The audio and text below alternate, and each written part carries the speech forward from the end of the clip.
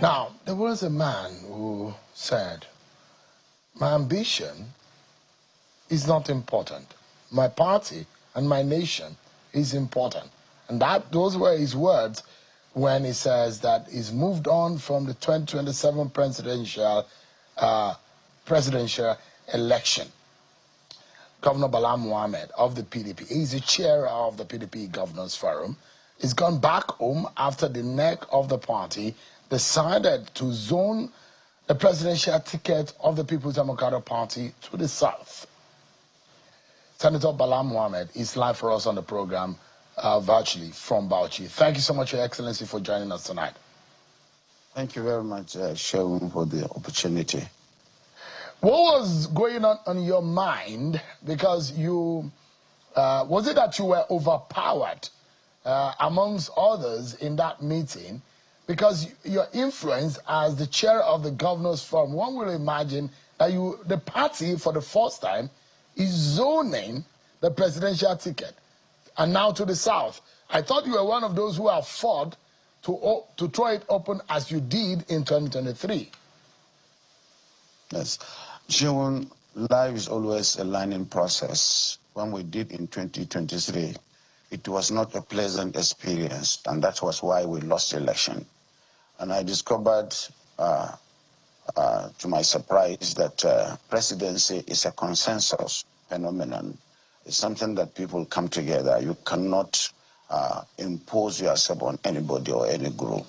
In spite of my leadership position, I am leading a group of equals. And of course, we have to change the trajectory of leadership recruitment in a manner that we build consensus, create unity, and set aside our personal interests in a manner that we can give the Nigerian people a new political space that brings people that are adequately brought together in a manner that we take decision that will give leadership to somebody who knows that this leadership is just like an extension, like a delegation.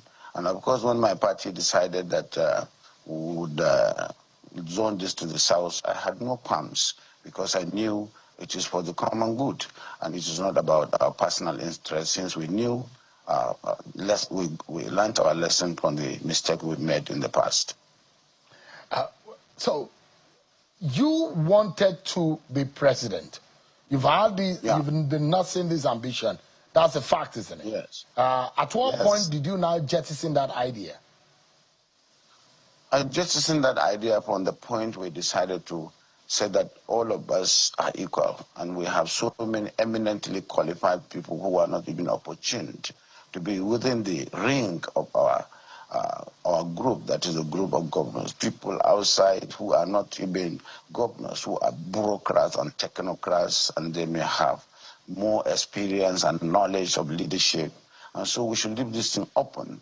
And by the time we took decision, we must go by it. But whoever emerges should know that he is doing it on our behalf. That's why I said it is a delegation of responsibility of people of like minds, and our party should do something different to show that we are different from the rest.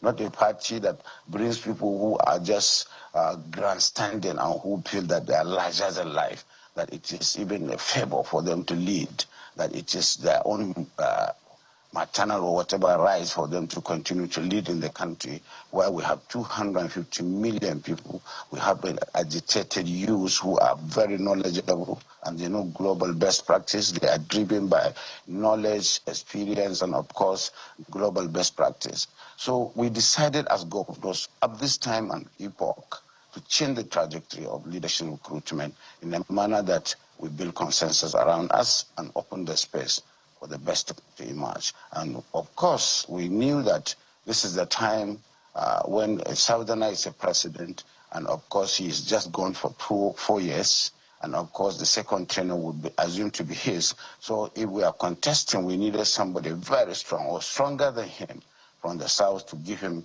a fight for his life, because the government at the day is not working very well. And so we have to seize the opportunity to make sure that we provide or present a credible candidate that is marketable.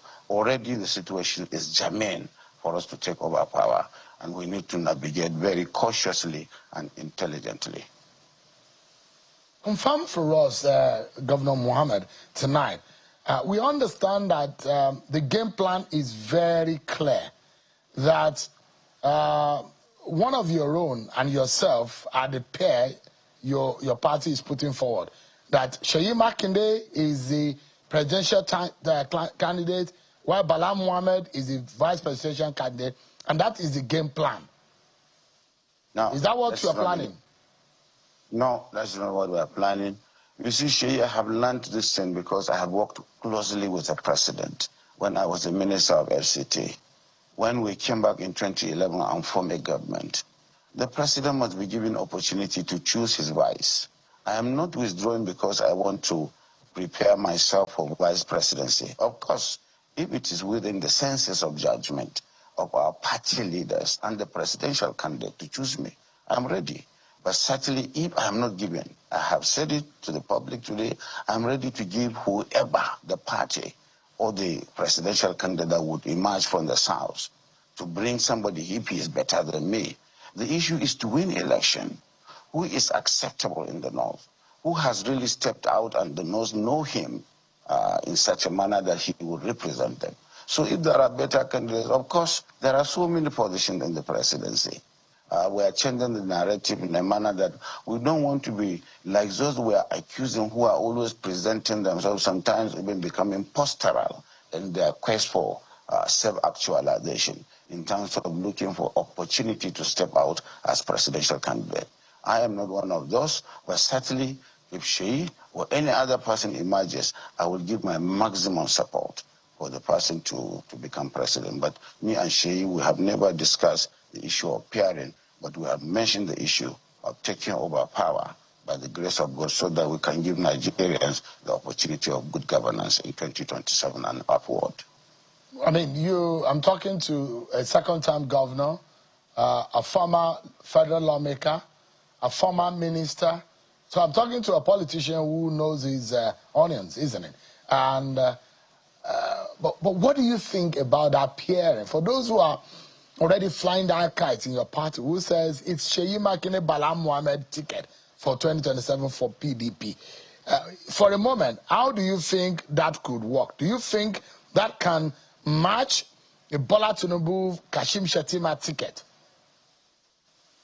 It can match it even better, because to me, it depends on what Nigerians want. If they want the continuation of this clueless administration, then it is the choice of Nigerians. But certainly, they have seen the pedigree, the capacity of Seyi and my humble self, both at the subnational level, and what we are doing to ensure that we ease the tension within the system in terms of mode of emergence. And of course, it is not only Seyi that is there. There are so many people that may even come up.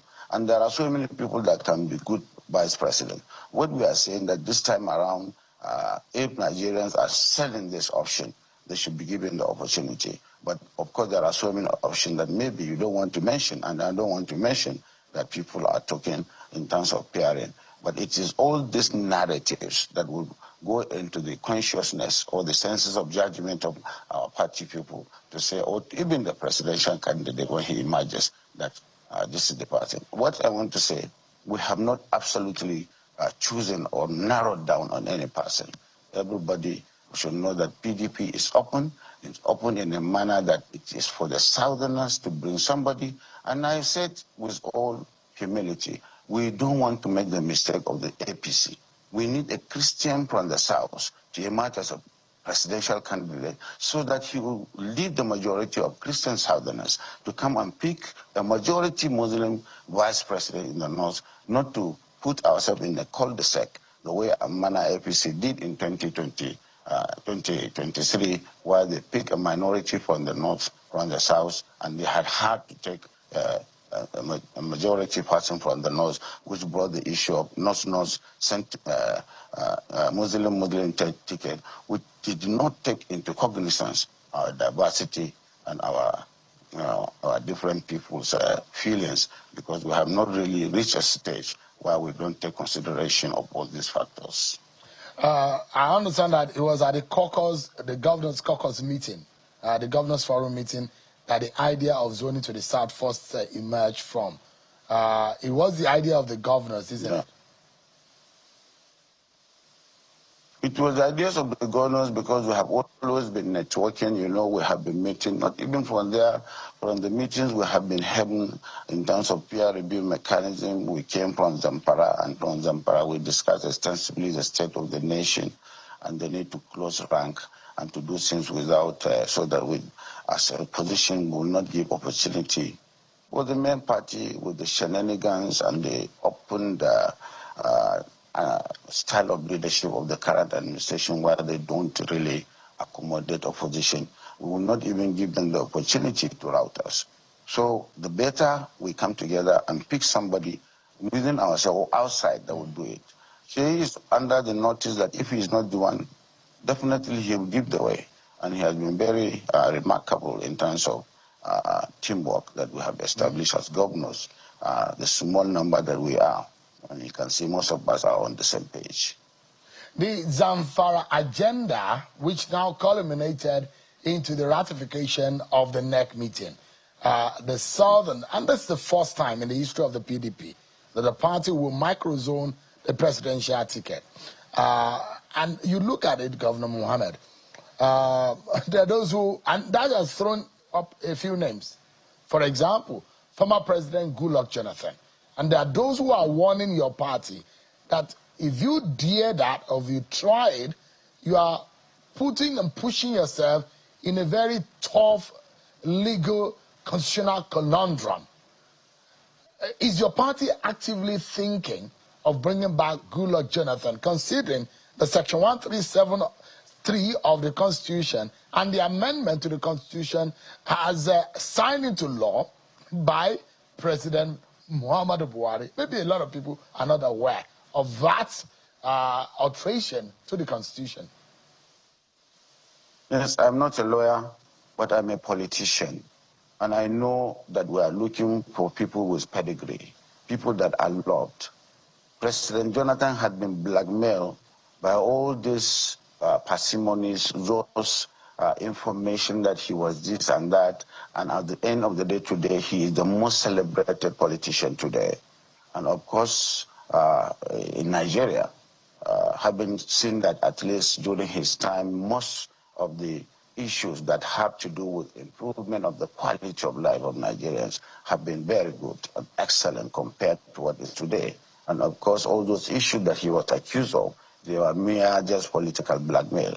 And of course, even at that time, he was going for what is presumed to be third term, because he would have been sworn in thrice if he had won. And so the court gave judgment on that issue that he has been cleared to run. And clearly he ran and lost. And so whatever amendment that is coming thereafter, to us, to me as a layman and a politician, it will not have retrospective effect, because the law is not an ass. People should not think that laws are just provided to shut somebody from exercising his or her universal suffrage, especially when there is an existing judgment on that issue. But this should be left to the court. I don't think the political opportunists on the other side should use this to stop somebody who is better in terms of candidacy, in terms of pedigree from running. But certainly, President Jonathan is one of the candidates we are thinking if he joins us and comes and opens his mind to run. And even other people like Governor Obi, because if he decides to come to a better platform where there is no encumbrances, he will be given the opportunity too. There are others. Are you courting him? Are you courting Obi?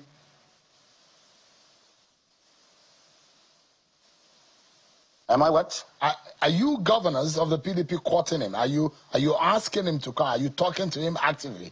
Is that conversation active? No, we are. Yes, we are. But certainly he has not. That is President Jonathan. He's not the only person. No, I'm talking about Peter Obi now. Peter Obi, are you talking to him? Have you not seen him in Bauchi several times? Have you not seen him with me? He's my brother, my friend. And of course, he's one of the most celebrated politicians too. And of course, you see him within the coalition or no coalition, definitely we are not sleeping. Only that we don't make noise. There are so many politicians. I even had a session with Governor Amechi. I have not been sleeping. I have to make sure I create a closing of rank drive, for people to come and have So there's a possibility of Amechi returning to the PDP? Well, he is free to, if he wants to come back. But when you spoke, Governor, to Peter Obi, did he agree to return to PDP? These are some of the decisions that are left to Peter Obi, not to me. But I have discussed with him, and I told him the PDP is open to all those celebrated politicians who can come and add value to our presidential drive or ambition in 2027. Definitely, I spoke to all of them. So many people that I will not even mention here, but I've just mentioned the key people that I have spoken on behalf of the governors and myself that they should go. I've spoken to President Jonathan. I was the first person to say that if he runs, I will not run. Maybe it's one of the reasons why I said we should just go and sleep. Maybe it's Sheyi from Makinde. So definitely we have spoken to so many people. But Sheyi is even within us. And you have not heard him saying it is a matter of life and death for him to run. So we are free to look for people who will come and add value and present themselves if they so wish. I have spoken to them and I confirm to you, I have spoken to those people and have given them the leverage to take a decision. Governor Mohammed, just a quick one, right? Reports are indicates that the zoning decision has now split a lot of opinions and interests in some parts of the northern region of the country. As governor of the northern state and leader of the PDP governors, what bridge building process are you engaging with aggrieved northern caucuses or voices who believe that shutting out northerners in the PDP is going to be a big problem for your party in 2027? No, this is a pigment of imagination. Yes, definitely there are even my supporters who didn't like the way I have given up. But they have to learn that this is a way of live and let live. We have to respect each other. And we want a time when Nigeria will mature to a level where only merit will determine who will become a president, not the issue of tribe or regionalism. But certainly, as you said, you are right, Sean, there are people within my camp that are saying, why should you do that? And I'm taking time to advise, you have not seen it cause any disruptions. Of course, it is something that is on the, in the public space. But I believe it is manageable. I have seen some few individuals from FCT talking about it. I have seen some few people from the Northwest and the numerous calls that I got. Bala, why should you do this? You didn't consult us. I said, well, decisions should be taken if you say we are leaders. We are doing it in good faith. And because of the fidelity, the sincerity of it, people are bound to agree that we are doing it in good faith. And you know the North is a region that is very politically sensitive. And they can easily know why we are doing this, and because of the trust that we have between us as emerging leaders and those people. And they know that at least we have contributed so much to coming, we are able to back out. Definitely, we mean well. Yeah, quick one. We need to go on our first break. With this zoning arrangement, is your party thinking that the candidate of the party in PDP, should they win the election, will only serve one term? Is that the arrangement? No. We are going to determine this later when a caucus of the party discuss. But there are some of the calculations. All these issues, I think, Shehu, we should begin to put them aside. At what point would you say, Shehu, that President Tinubu benefited you personally as a Yoruba man? At what point would I say President Buhari of good memory benefited me as a person from the North? We should begin to de-emphasize all these issues. What is absent in Nigeria is good governance. Somebody that will come and take us on this collective journey that we can transcend all these challenges of insecurity, good governance, and management of the economy. Somebody that will come with the right knowledge, with justice and equity. But certainly we are going to discuss this because there are all those issues that must put to rest, and people should be allowed to avoid their opinion. To me, it does not matter if we get a good person. If it is good luck, Jonathan, definitely he is not going to run for second term. If it is Sheyi or Obi, to me, they have all the right to run. But if they agree, in order, the way I have considered, to consider they are going to run for one term, that would be excellent. That will make the people, the doubting Thomases, or those who believe in the regional hegemony or regional time frame, to be reassured and to give in. But certainly it is something that is going to be within our collective decision at the caucus. All right, give me a moment, Governor Bala Mohammed. We'll go on a break, but when we come back, a few more questions for you in relation to the internal politics of your party, the state of the nation, and the way forward. But after our conversation with Senator Bala Mohammed of Bauchi State, the chair of the PDP Governors Forum, I will also be speaking on a very big question here, the leadership question in Nigeria. Linus Okore will be joining me afterwards. He's a leadership consultant. How can Nigeria get it right in terms of leadership? Join us again, everyone.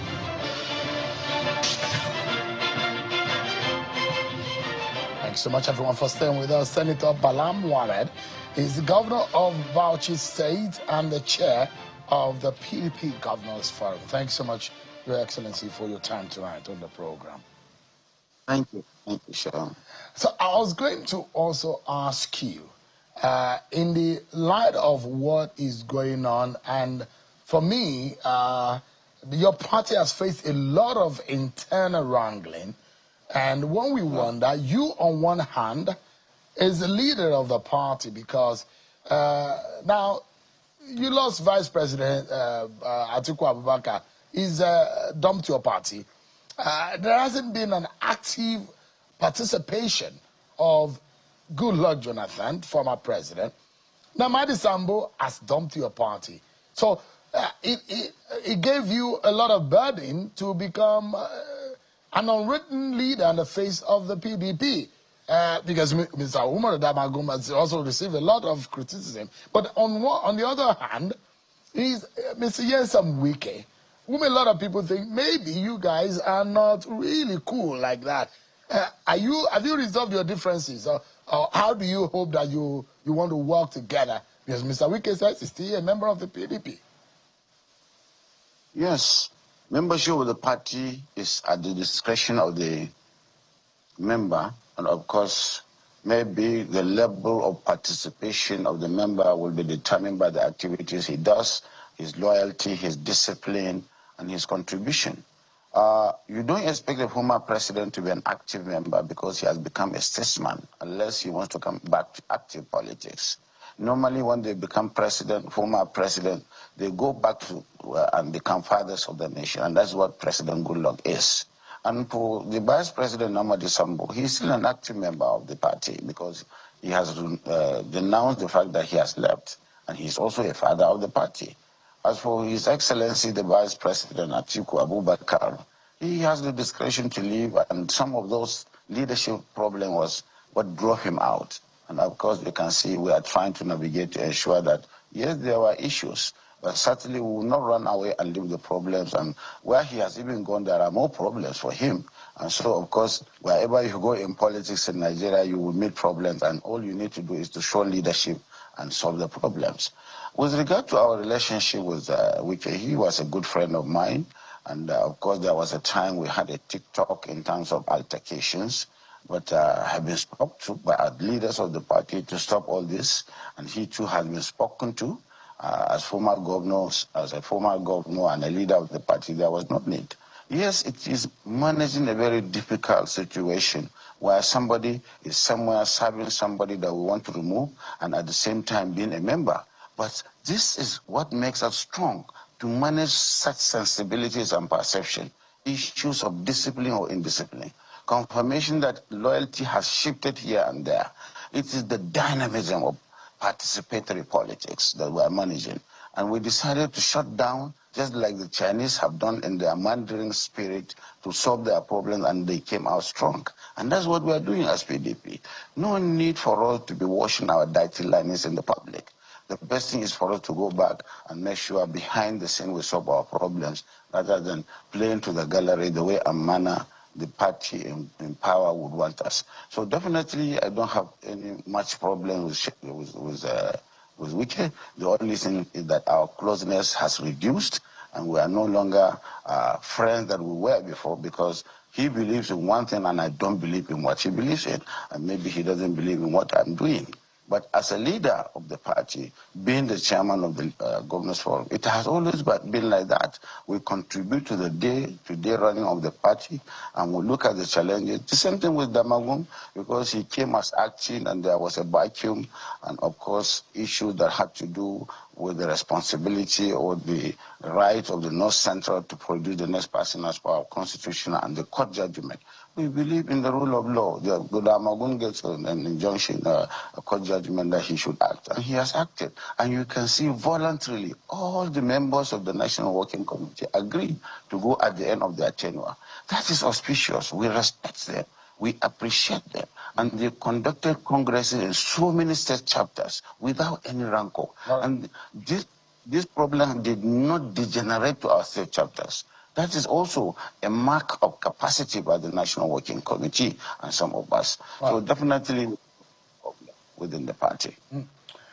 Quickly, let me ask you, in all of this, do you think that whatever that happened a few days ago has healed your party, or you have a lot of healing to do? Because there are those who say what you have done is you have served in the hands of Bola Tinubu and the APC, and it's just going to be an easy ride for APC and Bola Tinubu to win the election, even in larger proportion compared to 2023. In fact, there are those who have even accused some of you as working for Bola Tinubu and the APC.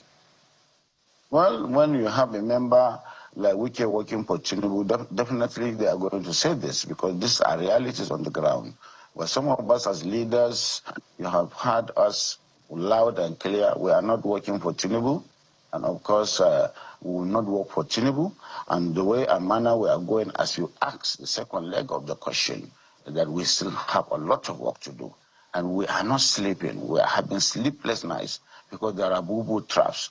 The current party or government in power, they are only politicking, they are not governing.